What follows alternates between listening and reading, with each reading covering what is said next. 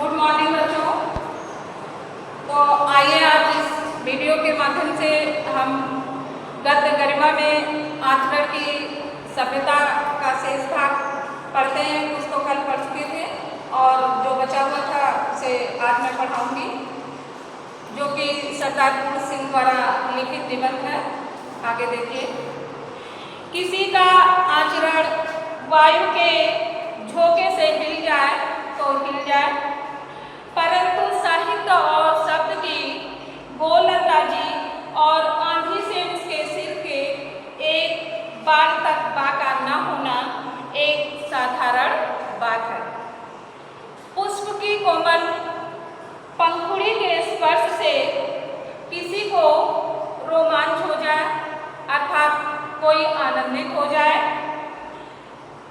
जल की शीतलता से क्रोध और विषय वासना शांत हो जाए। बर्फ के दर्शन से पवित्रता आ जाए। सूर्य की ज्योति से नेत्र खुल जाए, परंतु अंग्रेजी भाषा का व्याख्यान चाहे वह कार्लाइल के द्वारा ही क्यों न लिखा हुआ हो, बनारस के पंडितों के लिए यह राम रोला ही है। तो आइए बच्चों, इन पंक्तियों के माध्यम से देखिए लेखक आपको या हमें क्या समझाना चाहता है। तो प्रस्तुत पंक्तियों में लेखक ने स्पष्ट किया है कि किसी महापुरुष के सदाचरण माने अच्छा आचरण अथवा किसी आकस्मिक व्यक्तिगत अनुभूति के प्रभाव स्वरूप ही व्यक्ति के आचरण में परिवर्तन होता है। लेखक का ऐसा कहना है।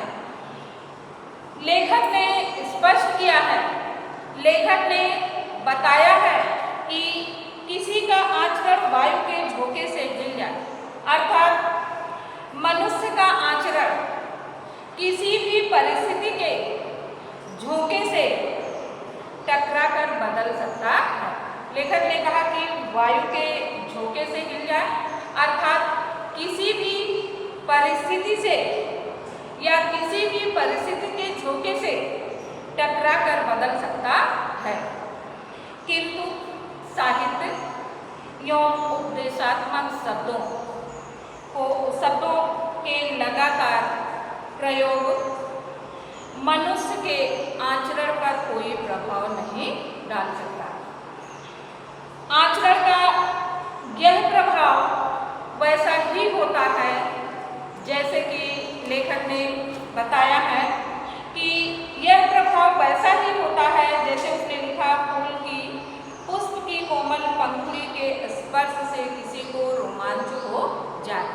अर्थात लेखक का कहने का तात्पर्य है कि फूल की पंखुड़ियों के स्पर्श से, अर्थात फूल की पंखुड़ियों के छू जाने से आनंदपूर्ण रोमांच उत्पन्न हो जाता है। जैसे फूल की पंखुड़ियाँ यदि हम छू देते हैं या हमसे वह छू ही जाती हैं तो हमारा मन आनंदित हो जाता है। तो इस प्रकार लेखक यह कह रहा है। फिर बता रहा है कि जल की शीतलता से क्रोध और विषय वासना शांत हो जाए। लेखक कह रहा है या जल की शीतलता से क्रोध, जल जो है अपनी शीतलता से क्रोध एवं विषय वासना को शांत कर देती है, या सूर्य के किरण सोए हुए जीव को भी जगा देती है। अर्थात लेखक का कहने का तात्पर्य है, रात होती है, फिर सुबह जब होता है, सूर्य उदित होता है। रात में लोग सोते हैं, लेकिन जब सूर्य उदित होता है तो हर व्यक्ति अपने काम पर लग जाता है। तो हर जीव, चाहे वह पशु पक्षी इंसान कोई भी हो, वह अपने काम पर लग जाता है। तो इसलिए लेखक ने कहा है कि सूर्य की किरणें सोए हुए जीव को जगा देती हैं, किंतु आचरण के लिए कोई उद्देश्य, कोई नीति, वाक्य ठीक वैसा ही निरर्थक होता है जैसे लेखक ने कहा है कि परंतु अंग्रेजी भाषा का व्याख्यान, चाहे वह कार्लाइल विद्वान का नाम है, के द्वारा ही लिखा क्यों ना हो, वह बनारस के पंडितों के लिए राम रोला है। तो राम रोला माने बनारस के पंडितों के लिए वह निरर्थक है, क्योंकि उस अंग्रेजी वाक्य से उसको कोई मतलब नहीं होता है। इस प्रकार लेखक अपने पंक्तियों के माध्यम से यह बताना चाहता है। इसी प्रकार लेखक ने बताया कि यदि एक ब्राह्मण किसी डूबती कन्या की रक्षा के लिए या किसी डूबती कन्या को बचाने के लिए, चाहे वह कन्या किसी भी जाति की हो, किसी मनुष्य की हो या चाहे जिस देश की हो, अपने प्राण को या अपने आप को गंगा में फेंक दे, चाहे उसके प्राण यह काम करने में रहे चाहे जाए। तो इस कार्य में प्रेरक आचरण, प्रेरक बने यह कार्य कैसा हुआ, प्रेरणा देने वाला हुआ। प्रेरक आचरण ही मौनमयी भाषा किस देश में, किस जाति में और किस काल में कौन नहीं समझ सकता। लेखक का कहने का तात्पर्य है कि ये जो प्रेरक भरी बातें हैं, अगर कोई व्यक्ति इस प्रकार से करता है तो इसमें उसे कहने या चिल्लाने की जरूरत नहीं है।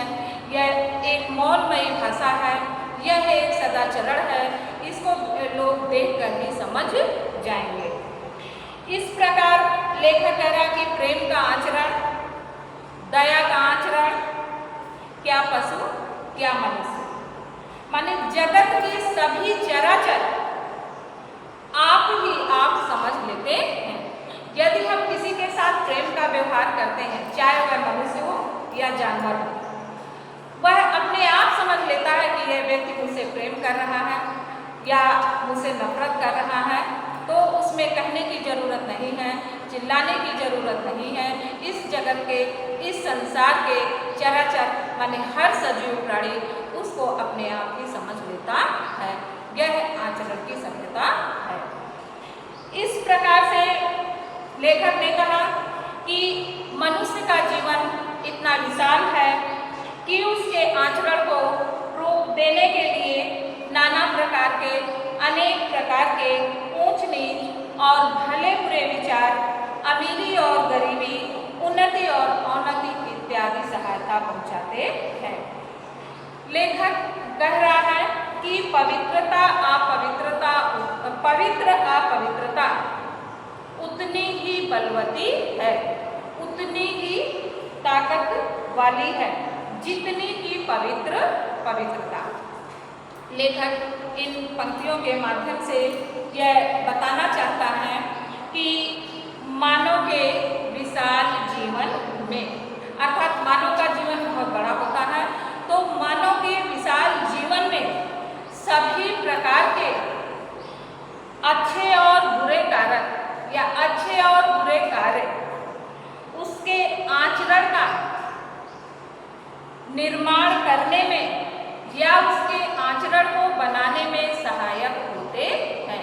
चाहे वह बुरा कार्य करता है या भला कार्य करता, वह जैसा कार्य करता है उसी प्रकार उसके आचरण का निर्माण होता है। इस प्रकार से लेखक कह रहा है कि सभी प्रकार के ऊंच नीच जो भले बुरे की भावना पर आधारित विचार धनवान को निर्धनता की स्थिति तथा उन्नति को अवनति आदि का व्यक्ति के आचरण के निर्माण में या व्यक्ति के आचरण के निर्माण करने में उसका महत्वपूर्ण योगदान होता है।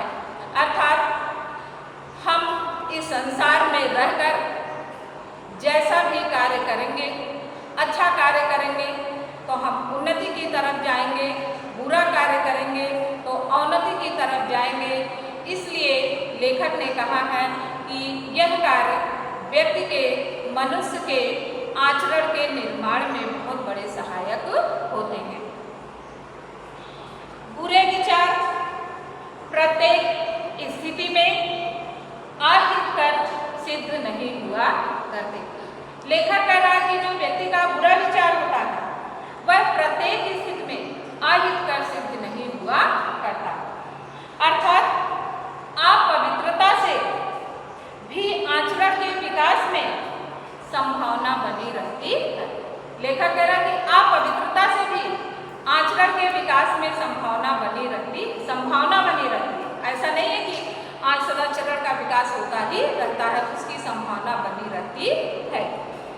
जो पाप जानबूझकर नहीं किया गया हो, उस पाप को करने वाला यदि प्रायश्चित करके महान बन सकता है तो इस दृष्टि से अपवित्रता का उतना ही महत्व है जितना पवित्रता का। देखिए लेखक ने कितनी अच्छी बात कही है कि यदि हमसे कोई पाप हो जाता है, हमसे कोई गलती हो जाती है, लेकिन वह अनजाने में होती है, हमने जानबूझकर नहीं किया है, फिर भी हम उसका प्रायश्चित करते हैं, तो वह हमारा पाप जो है प्रायश्चित करके हम उसके लिए महान बन जाते हैं। तो इस दृष्टि से अपवित्रता का उतना ही महत्व है जितना कि पवित्रता का।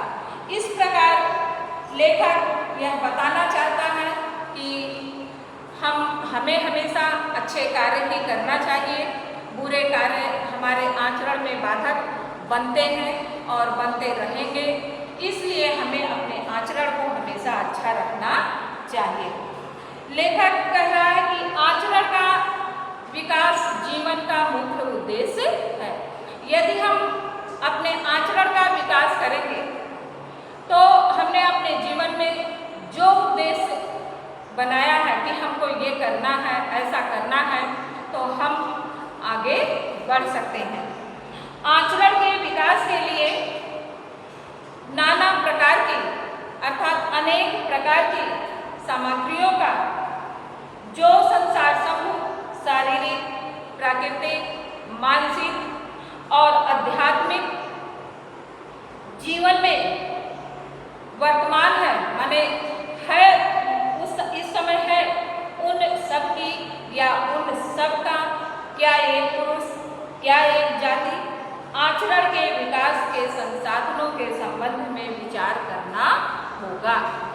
लेखक कह रहा है कि हमें अपने आचरण के विकास के लिए ना तो कोई जाति देखना है, ना तो कोई धर्म देखना है, बल्कि इन सब से विरत होकर, इन सब से अलग होकर हमें एक मानव के रूप में कार्य करना होगा। आचरण के विकास के लिए जितने कर्म हैं उन सबको आचरण के संगठन करता धर्म के अंग मानना पड़ेगा। माने जो उसमें कार्य करने वाले हैं, जो उसको संगठित करने वाले हैं, उनको एक धर्म के रूप में या एक धर्म का अंग उसको मानना पड़ेगा। लेखक कह रहा है कि चाहे कोई कितना ही बड़ा महात्मा क्यों न हो, वह निश्चय पूर्वक यह नहीं कह सकता कि यूं ही करो, अर्थात इस कार्य को ऐसे ही करो और इस तरह से नहीं या किसी तरह से नहीं। माने वह एक तरह से उसको ऐसा नहीं कह सकता, नहीं यह कार्य ऐसे ही हो सकता है, दूसरी तरीके से नहीं हो सकता, वह चाहे कितना भी बड़ा महात्मा क्यों न हो। वह लेखक कह रहा कि आचरणशील महात्मा स्वयं भी किसी अन्य की बनाई हुई सड़क से नहीं आया, उसने अपनी सड़क स्वयं ही बनाई है। लेखक का कहने का तात्पर्य है कि जो आचरणशील महापुरुष हैं उन्होंने अपना रास्ता खुद ही बनाया है, ना कि कहीं ऐसा लिखा हुआ है कि आप ऐसा कार्य करो तो आपका आचरण अच्छा हो जाएगा। वह जो महापुरुष है, जो अच्छे आचरण वाला महापुरुष है, वह उस रास्ते से आया हो, उसने अपना रास्ता खुद ही बनाया है। इस प्रकार से लेखक कह रहा है इसी से उसके बनाए हुए रास्ते पर चलकर हम भी अपने आचरण को आदर्श के ढांचे में नहीं ढाल सकते, अर्थात हमें अपने सदाचरण को बनाने के लिए हमें खुद ही अपना रास्ता बनाना होगा। हम किसी के बनाए हुए ढांचे पर नहीं चल सकते हैं। हमें अपना रास्ता अपने जीवन की कुदाली से या अपने जीवन की कुदाली के एक एक चोट से रात दिन बनाना पड़ेगा, अर्थात हमको रात दिन उसके लिए मेहनत करनी पड़ेगी, हमें रात दिन उसमें लगना पड़ेगा और उसी पर चलना भी पड़ेगा।